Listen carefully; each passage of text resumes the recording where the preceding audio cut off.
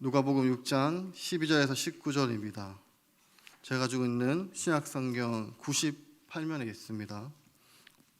제가 먼저 읽겠습니다. 이때 예수께서 기도하시러 산으로 가사 밤이 새도록 하나님께 기도하시고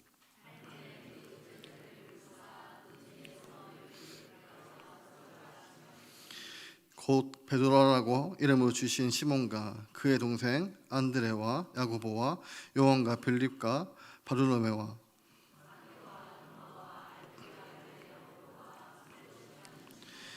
야고보의 아들 이 유다와 예수를 파는 자 될 가롯 유다라.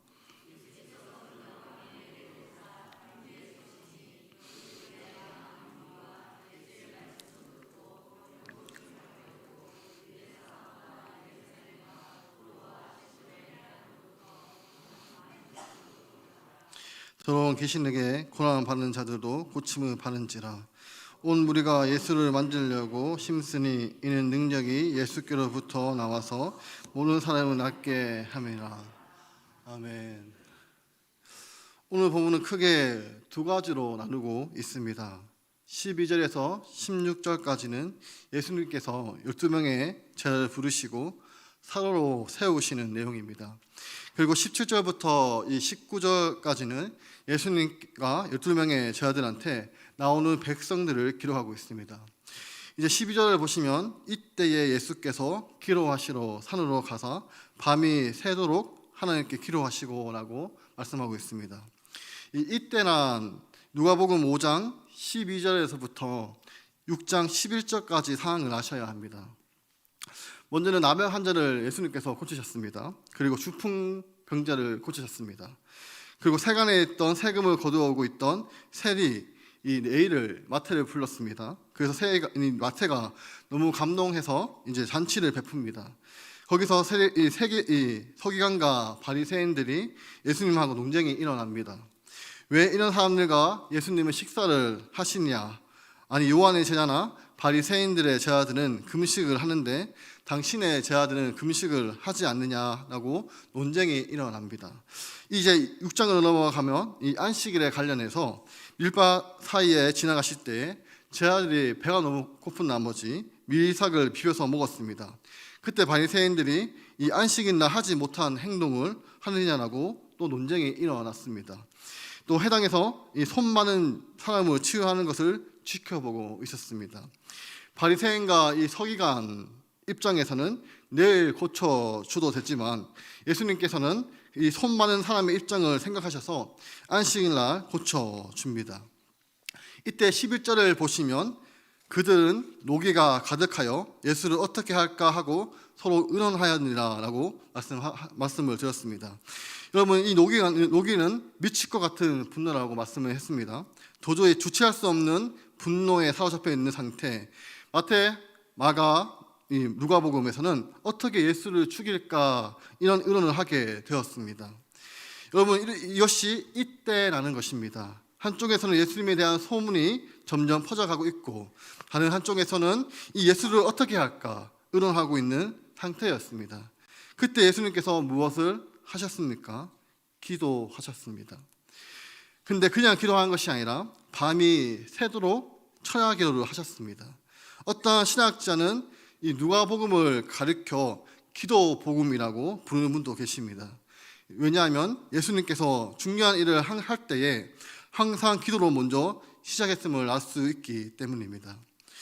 누가복음 3장 21절입니다. 백성이 다 세례를 받으실때 예수도 세례를 받으시고 기도하실 때에 하늘이 열리며, 여러분 예수님께서 세례 받으시고 기도하실 때에 하늘의 문이 열렸습니다.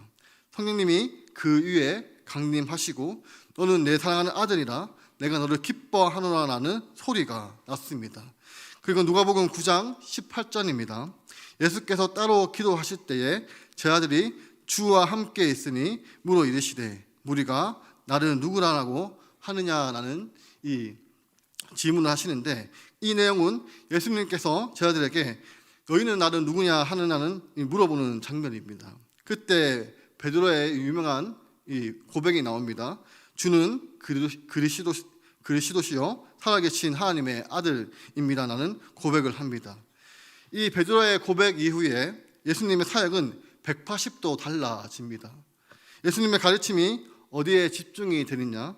이제 예수님의 고난과 십자가의 죽음과 부활의 예수님의 가르침에 초점을 맞추게 됩니다.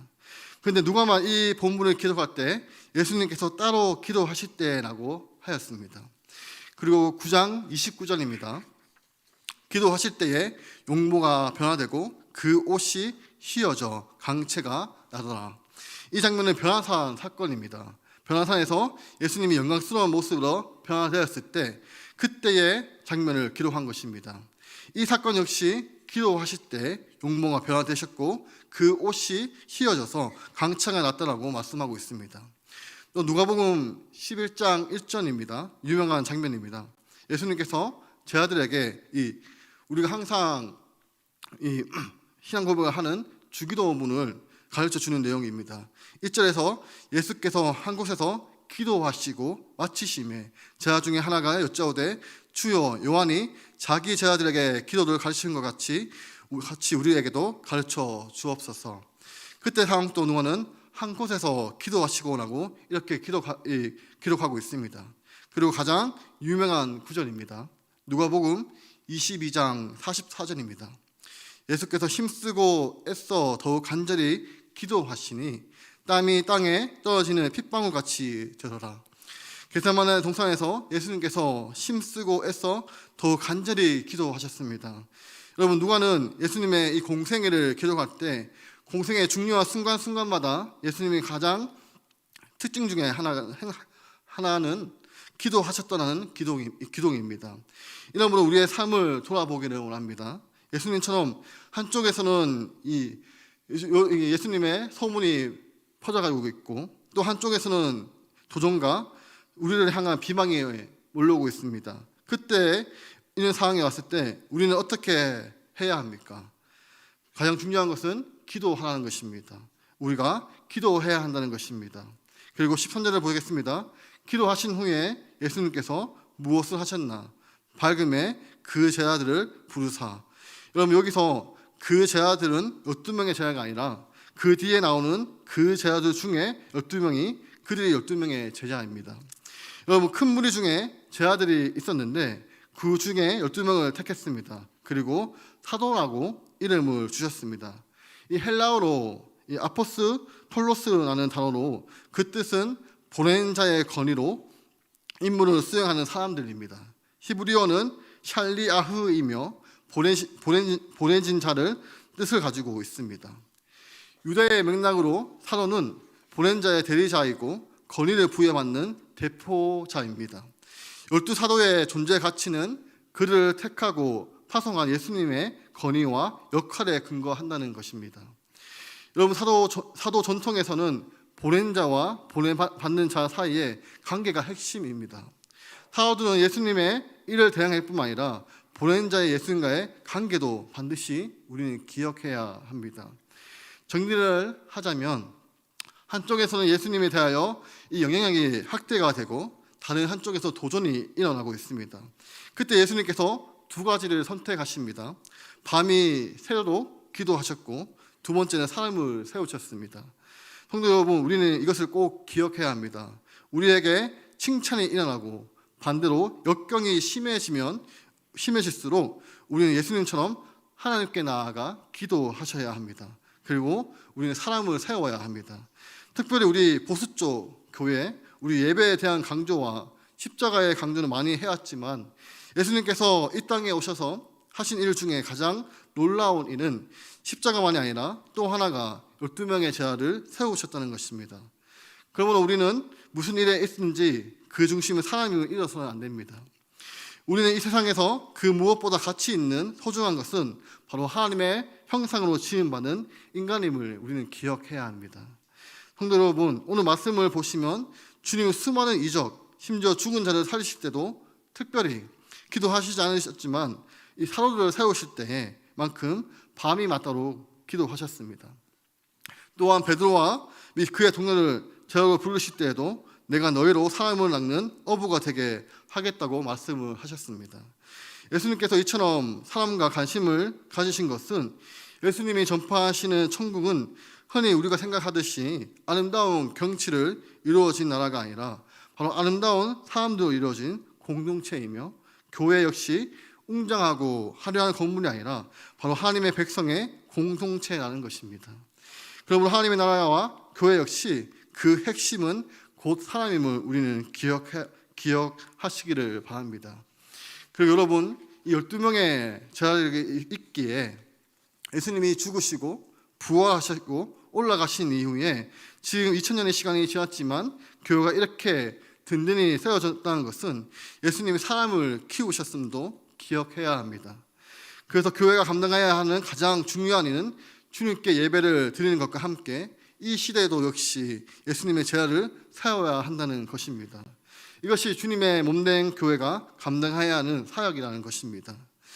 이제 성도 여러분, 그렇다면 예수님께서 12명의 사도들을 부르신 목적이 무엇일까요? 누가복음은 기록되어 있지 않지만 다른 복음서에는 기록되고 있습니다. 마태복음 10장 1절을 보시면 여기서 12명의 이름이 나오는데 성경에서 4번의 소개를 하고 있습니다. 마태복음 10장과 마가복음 3장, 오늘 우리가 보고 있는 누가복음 6장, 사도행전 1장, 이렇게 예수님의 12명의 제자들의 이름의 목록이 나옵니다.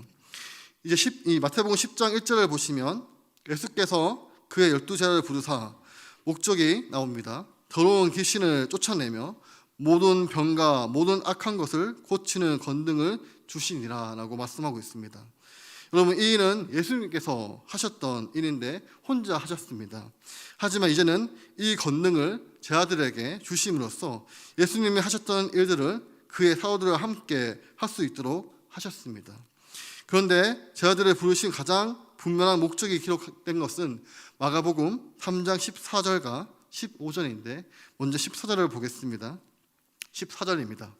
이에 12를 세우셨으니 이는 자기와 함께 있게 하시고 또 보내사 전도로 하며, 여기서 똑같이 12명을 세우셨습니다. 그런데 여기서 3가지 목적을 기록하고 있습니다. 첫 번째는 자기와 함께 있게 하시고, 여러분, 예수님께서 12명의 제자를 부르셨는데 자기와 함께 있게 하시려고, 이것이 첫 번째라는 것입니다. 예수님과 삶을 공유하면서 예수님의 말과 행동을 하나하나를 그 옆에 지켜보고 공유할 수 있는 사람으로 자기와 함께 있게 하셨습니다. 그 다음 두 번째가 또 보내사 전도로 하며, 여러분, 전도란 무엇입니까? 예수님의 말씀을 사람들에게 전파하는 것입니다. 이것이 사도의 역할입니다. 그리고 마지막 세 번째는 15절입니다. 귀신을 내쫓는 권능도 가지게 하려 하심이로라. 그러면 성도 여러분, 예수님께서 사도로 선택하시고 세우신 이유가 자기와 함께 있게 하시려고, 여러분, 이것이 정말 중요합니다. 그래서 사도행전 1장 21절과 22절을 보시면 이것은 가룟 유다가 죽어서 사도 중에 한 명이 비게 되었습니다. 그때 한 명을 추가하는데 사도의 자격으로 제시하는 말씀입니다. 21절과 22절입니다. 제가 읽겠습니다. 이러므로 요한의 세례로부터 우리 가운데 올려져 가신 날까지 주 예수께서 우리 가운데 출입하실 때에 항상 우리와 함께 다니던 사람 중에 하나를 세워 우리와 더불어 예수께서 부활하심을 증언한 사람이 되게 하여야 하리라 하거든. 여러분, 이것이 사도의 자격입니다. 여러분, 예수님께서 처음 세례를 받으시고 승천할 때까지 예수님과 함께 있던 사람이 바로 사도들입니다. 여러분, 이 시대에도 예수님의 제자로 살아가려면 첫 번째로 예수님과 함께 있는 사람이 되어야 합니다.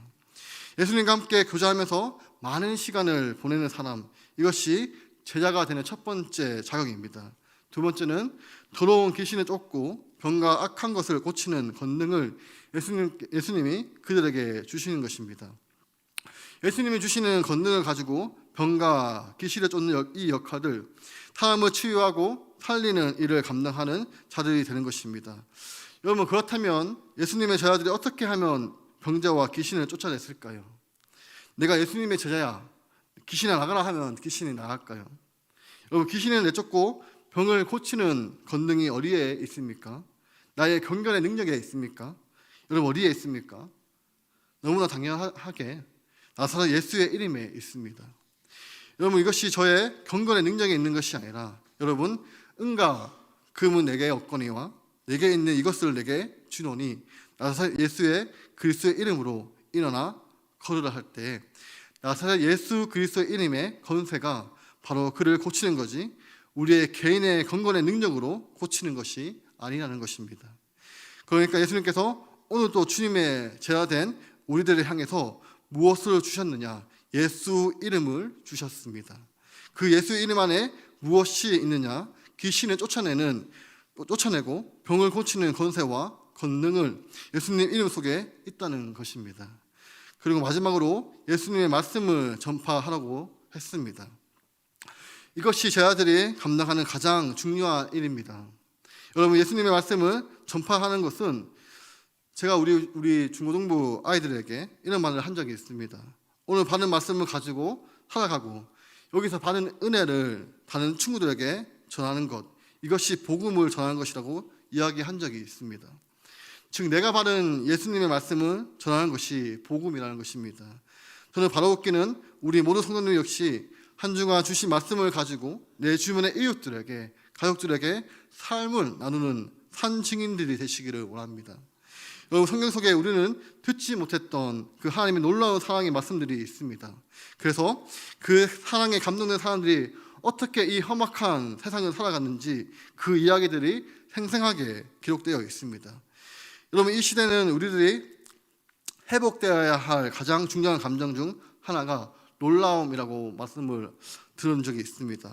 말씀을 볼 때 놀라워한다는 것입니다. 어떻게 성경 속에 이런 말씀이 있는지 놀라는 것입니다. 우리 예수님이 이런 분이셨구나. 그래서 이 놀라워하는 이 마음에 교회 속에 회복이 되어야 한다는 것입니다. 저는 원하기는 우리 모든 성도님들이 이 말씀을 읽다가 주변의 사람들한테 말씀에 이런 말씀이 있더라라고 전하는 성도님이 되시기를 바랍니다. 그리고 예배 때마다 말씀을 들음으로 이런 말씀이 담겨져 있었구나. 우리는 이것을 우리 자녀들에게 또 우리 주변 이웃들에게 전하는 것이 그것이 바로 전도하는 것입니다. 여러분, 예수님의 이런 목적을 가지고 12명의 사도를 부르셨습니다. 14절을 보시면 제자들의 이름이 나옵니다. 첫 번째 되게 유명한 그 제자 중에 한 명이죠. 베드로가 나옵니다. 여러분, 베드로의 원래 이름은 시몬이었습니다. 예수님은 그를 처음 만났을 때 장차 개발화 할 것이라 하셨고 그의 이름을 헬라어로 번역하면 베드로입니다. 반석이라는 뜻을 가진 베드로는 어부였습니다. 그렇다면 여러분, 베드로는 어떠한 사람이었습니까?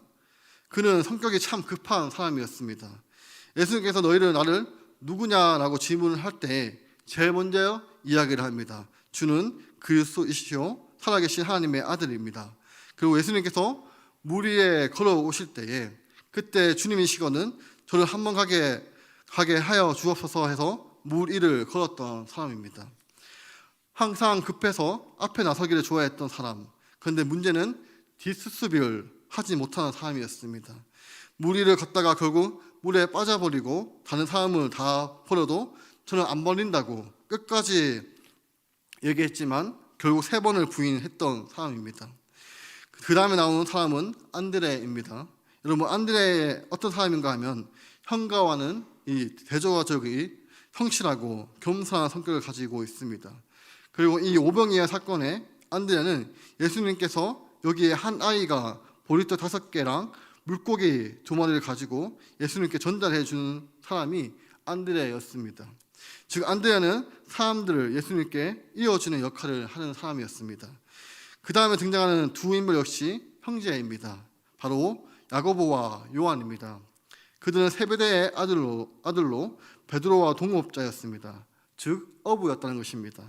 베드로와 그의 형제 안드레 그리고 세베대의 아들 야고보와 요한은 모두 한자리에서 예수님의 부르심을 받아 배와 그물을 버려두고 예수님을 쫓았습니다. 이 중에 베드로, 요한, 야고보는 후에 핵심적인 제자들이 되었습니다. 이 변화사 사건 및 몇 가지의 기적은 특별히 이들에게 보여주셨습니다. 이 야고보의 요한은 이 보아너게 곧 울의 아들이라는 이름도 있습니다. 성격이 불같다는 것입니다. 그들은 자기들을 반기지 않던 사마리아 이 마을에 불을 내어 태워달라고 요청을 했습니다. 후에 예수님께 나아가 하나님의 나라가 임할 때 예수님 옆에 좌우를 자리를 달라고 요청했던 인물들입니다. 그리고 빌립과 바돌로메 형제가 형제는 아니었지만 절친으로 보고 있습니다. 요한복음 1장 43절을 보시면 예수님께서 빌립에게 나를 따르라라고 하셨고, 이 빌립이 나다나엘을 찾아서 모세가 율법에 기록하였고 여러 선지자가 기록한 그 일을 우리가 만났으니 요셉의 아들 나사렛 여시로라고 전했습니다. 그 말을 처음에 나사렛에서 무슨 선한 것이 날 수 있느냐라고 코웃음을 쳤지만 와서 보라라는 빌립의 말에 따라 예수님께 나와 예수님이 그에게 간사한 것이 없다라고 하시면서 무화과 나무 안에 있을 때 보았다고 하였습니다. 그때 나다나엘은 당신이 이스라엘의 임금입니다라고 고백하며 예수님을 따릅니다. 바로 이 나다나엘이 바돌로메라는 것입니다. 빌립은 베세다의 사람으로서 안드레와 베드로와 한 동네의 사람이었습니다. 빌립은 예수님의 권능을 바로 눈앞에 계속해서 보았지만 후에 어떤 말을 하냐면 아버지를 보여달라고, 그러면 족하겠다고 요청을 했습니다. 그때 예수님께서 나와 이렇게 오래 있었고 어찌하여 알지 못하느냐고 꾸중을 듣습니다.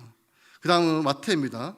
우리는 이미 마태에 대해 다른 이름이 레위였다는 걸 알고 있습니다.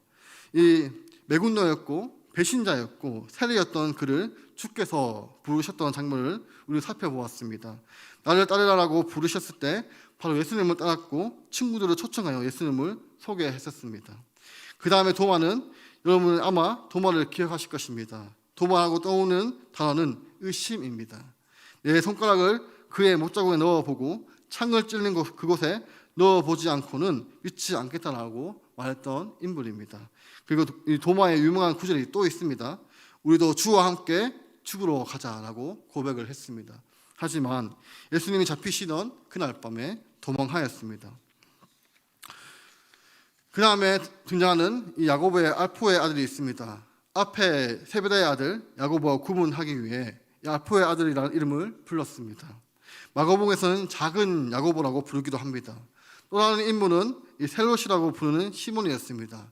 셀롯은 열심당인데 한마디로 이스라엘 민족의 정치적 독립을 추구하는 사람이었습니다.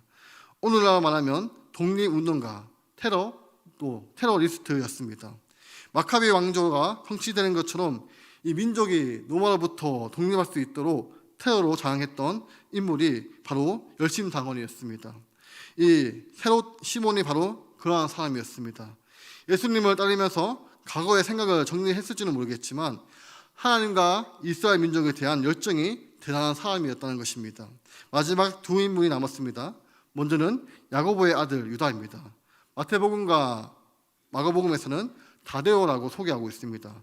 다데오는 우리가 조금 전에 살짝 언급했던 이 알파의 아들 야고보의 형제입니다. 그리고 마지막 인물 가롯 유다가 나옵니다. 누가는 예수님을 파는 자가 될 가롯 유다라고 하고 있습니다.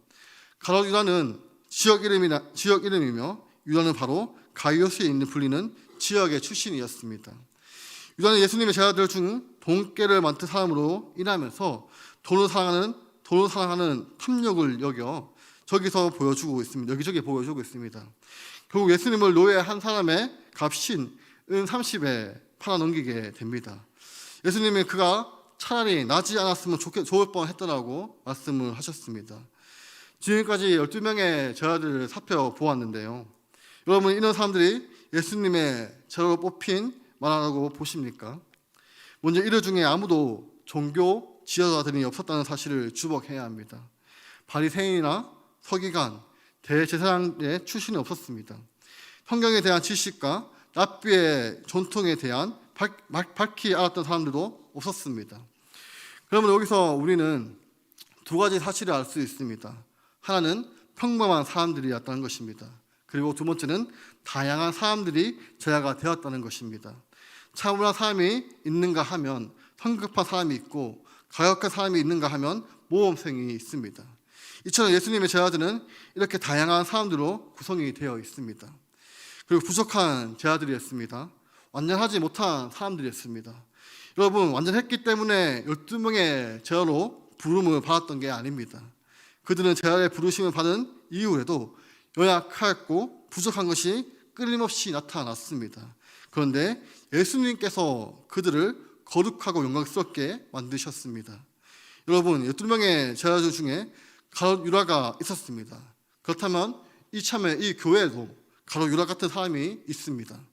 이처럼 여러분, 신앙생활을 하실 때에 그래 예수님 제자 중에도 가룟 유다처럼 예수님을 배반한 자가 있었지 기억하신다면 사람을 보고 시험에 들지 않을 수 있습니다.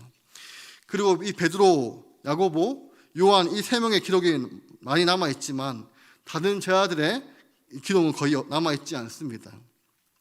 어디서 어떻게 사역을 했는지 또 삶은 어떻게 마무리가 되었는지 성경에는 나머지 제자들의 기록이 거의 없습니다. 여러분, 무엇을 보여주고 있습니까? 예수님의 제자들도 이름도 없이 빛도 없이 사역하다가 주님 앞에 갔음을 보여주고 있다는 것입니다. 사랑하는 성도 여러분, 오늘 제자들의 부르심을 통해서 오늘날 교회의 모습을 보여주고 있습니다. 여러분, 교회는 어떤 분들의 모임입니까? 평범한 사람들의 모임입니다. 그리고 교회는 어떠한 공동체입니까? 다양한 사람들의 모임입니다. 그런데 그들을 하나 되게 만드는 것이 무엇입니까? 예수님이 우리의 삶의 주인이 되는 것입니다. 그들은 어떠한 삶이냐? 불완전하지만 예수님이 그들을 위대한 사람으로 다듬어 가고 있는 사람들이라는 것입니다. 그리고 그들 중에 이름도 없이 빛도 없이 하나님 앞에 살아갔던 모임이 제자들이었고 오늘날 교회의 모습이라는 것입니다. 이제 마지막으로 17절에서 19절을 보시면 예수님과 12명의 제자들이 함께 평지에 섰습니다. 두 분류가 나오는데 하나는 제자가 많은 무리였고 후본자를 보시면 많은 백성이 나옵니다. 많은 백성은 아직까지 예수님께 헌신하지 않은 사람이었습니다. 지금 두 부류가 예수님 앞에 왔습니다. 그런데 그들이 온 목적이 무엇입니까? 예수님의 말씀을 듣고 또 본건침을 받으려고, 그리고 18절을 보시면 더러운 귀신에게 고난을 받는 자들도 고침을 받고, 이제 이때 19절을 보시면 온 무리가 예수님을 만지려 힘을 다합니다. 능력이 예수님께로부터 나와서 모르는 사람을 낫게 합니다. 여러분, 예수님과 12명의 제자들이 함께 있을 때 수많은 무리들이 예수님 앞에 나왔습니다. 여러분, 이것이 앞으로 우리의 교회의 모습이 되기를 간절히 주님의 이름으로 소망합니다. 사랑하는 성도 여러분, 우리 교회에는 앞으로 많은 사람들이 몰려올 건데 그들이 예수님의 말씀을 듣고 변화되고 많은 지방에서 고통당하는 많은 사람이 고침을 받고 어두운 영들에게 고통당하는 사람들이 벗어나서 참된 자유와 해방을 주는 교회가 되려면 그 중심에는 항상 예수님이 계시는 우리 구미동부교회 성도 여러분들이 되시기를 바랍니다. 이제 말씀을 정리하겠습니다. 예수님께서 자기의 이름이 커져가고 있을 때, 또 다른 한쪽에서 예수님을 죽일까 하는 일어나고 있을 때 예수님이 기도하셨습니다. 즉 사람의 반응에 일일이 반응하지 않으시고 하나님 앞에 기도하셨다는 것입니다. 여러분은 지금 어디에 관심을 가지고 있습니까? 우리는 항상 하나님 앞에 기도해야 합니다. 여러분, 감사하게도 하나님께서 우리에게 기도할 수 있게 좋은 이 가을 특별 새벽 기도를 주셨습니다. 그래서 우리 다 같이 함께 하나님께 기도하는 우리 성도님들이 되시기를 바랍니다. 그리고 제자를 부르셨습니다. 이제 18일 날 되면 임직식이 있는데 그분들을 위해서 기도해 주시기를 바랍니다. 여러분, 예수님께서 사람을 세우셨을 때 밤을 새우면서 기도하셨습니다. 이처럼 우리는 함께 기도해야 합니다. 그리고 직분자분들만 제자들이 아닙니다. 여기 앉아있는 모든 분들이 예수님의 제자들입니다. 분명하고 다양한 사람들, 그리고 부족한 사람들이 모인 이 교회에서 우리가 하나 되는 것은 예수님입니다. 그리고 세상을 변화시키는 교회로 세워지는 것도 오직 예수님의 이름이 있음을 기억하시면서 우리의 마음의 중심에는 늘 예수님으로 충만해지기를 바랍니다. 남은 한 주간을 살아가실 때 예수님으로 충만하고 예수님의 제자로서 예수님과 함께 시간을 보내시는 주님의 이름으로 무장하며 살아가는 저와 우리 성도님이 되시기를 바랍니다. 기도하겠습니다. 하나님 아버지, 감사합니다. 오늘 다 기억을 못해도 예수님의 이름을 꼭 기억하기를 원합니다. 우리의 중심이 우리의 생각할 때마다 제일 먼저 예수님만 기억하기를 원합니다. 우리에게 제일 필요한 것은 예수 그 이름을 잊지 않는 것입니다. 그리고 예수님께서 늘 기도하셨음을 기억하며 특별 새벽 기도할 때 예수님을 따라 닮아가는 우리가 되게 하옵소서. 늘 은혜의 감동으로 끝나는 것이 아니라 실천으로 삶으로 모범을 보이는 우리 성도님들이 되게 하여 주시옵소서. 그리고 18일 날 임직식이 있습니다. 사람을 세웁니다. 예수님께서 그분들을 세워주시고 모든 성도님들이 함께 동참하여 하게 하여 주시옵소서. 사람들을 세우는 일입니다. 그만큼 예수님도 밤을 새우면서 기도하셨습니다. 우리는 거기서 무관심하게 가지지 않고 예수님의 마음을 담아 함께 기도하기를 원합니다. 그리고 예수님께서 저를 부르셨을 때 저들만 부르는 것이 아니라 정말 평범하고 보잘것 없는 그 사람들을 선택해서 부르셨습니다. 여기 앉아있는 모든 성도님들이 예수님의 제자들로 부르셨습니다. 우리는 특별한 것이 없는 평범한 사람이고 다양한 사람들이지만 또 불완전한 사람들이지만 하지만 우리의 중심에 예수님께서 계시고 함께 할 때에 우리는 세상을 변화시킬 수 있습니다. 예수님으로 충만해질 때 우리는 세상의 빛과 소금의 역할을 할 수 있습니다. 그러므로 우리가 늘 예수님의 이름으로 충만하게 하옵소서. 오늘 이 수요 예배에 참석하신 모든 성도님들에게 하나님의 한량없는 은혜가 임하도록 하여 주옵소서. 직장에서 일을 마치고 집에서 쉴 수 있지만 하나님의 은혜를 받기 위해 이 시간에 오셨습니다. 피곤함이 사라지고 한량이 생겨서 내일도 예수 이름으로 충만한 삶을 살 수 있도록 인도하여 주옵소서. 이제 수능이 보름밖에 남지 않았습니다. 수능 치는 아이들은 또 진학을 앞두는 아이들에게 예수 그 이름을 주옵소서. 예수님을 말미암아 그 영혼이 평강에 임하게 하기를 원합니다. 그래서 예수님이 주시는 힘으로 능력으로 좋은 컨디션을 가지고 이때까지 공부했던 것을 기억나게 하옵시고 잘 정리하게 도와주시옵소서. 긴장되고 떨리지만 거기에 빠져서 힘들지 않게 하시고 지금까지 인도하신 예수님, 이 나의 하나님, 나의 주님을 기억하면서 평안을 그 마음의 평강을 주옵소서. 그래서 내가 원하는 것을 이루는 것이 아니라 하나님이 원하는 우리 중고등부 아이들이 되게 도와주시옵고 우리 또 수능 치는 아이들이 되게 도와주시옵소서. 예수님의 이름으로 기도드립니다. 아멘.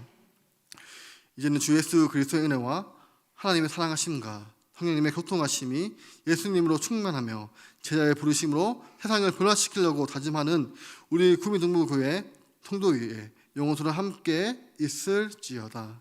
아멘.